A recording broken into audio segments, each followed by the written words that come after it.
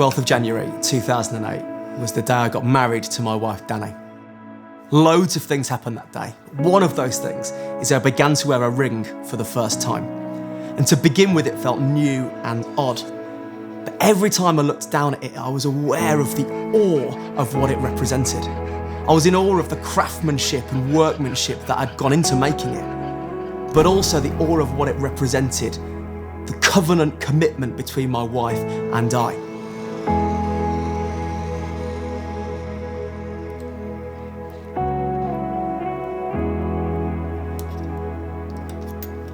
Needless to say, in the last 12 years, wearing this ring has become second nature, but the promises are still the same.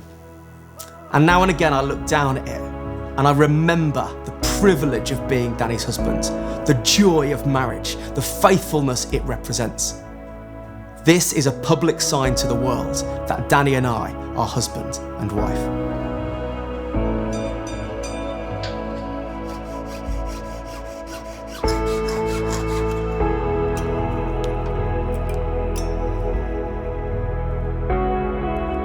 When I really begin to think about this theme of commitment though, it's not just my wedding ring that reminds me.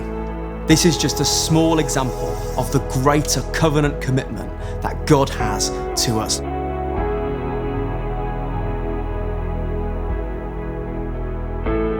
Throughout the Bible, God has been renewing his covenant with his people time and again. Through the Exodus, through the Passover, to the Lord's Supper, his faithfulness remains the same. And at every point, God calls his people to remember. Isn't that mind-blowing? That the God of the universe would make a promise to his people, but then give them ways of remembering that promise time and time again.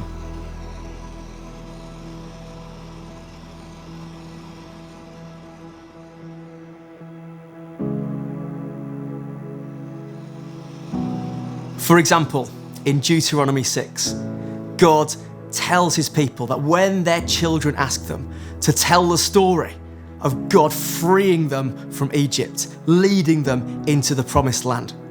And then centuries later in 1 Corinthians 11, Paul talks about the Lord's Supper and says, do this in remembrance of Jesus.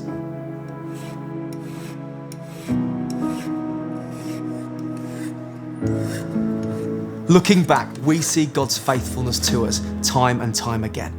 And this gives us a sure faith and a sure hope that he is with us in the present. It also reminds us that we are his children.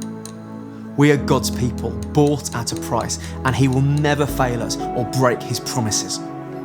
When we remember these, it's an act of worship. We recall his faithfulness as his precious children. Just as I, when I look at my wedding ring, remember the covenant that I have with Danny, so too, when we remember the promises of God, we recall that we are his children. Without remembering the journey that God has brought us on, we can't recall who we are today or share that story with others. So my challenge to you is to encourage you to think and to reflect on these moments for yourself. What have been the pivotal moments on your journey of faith? Maybe that you'd forgotten.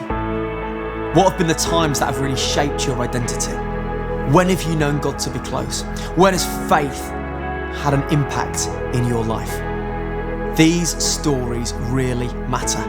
They shape our identity as individuals and as a community. So let's keep telling these stories to one another. Let's keep remembering them. Let's keep remembering God's faithfulness to us, and perhaps we'll have opportunities to share those moments with others.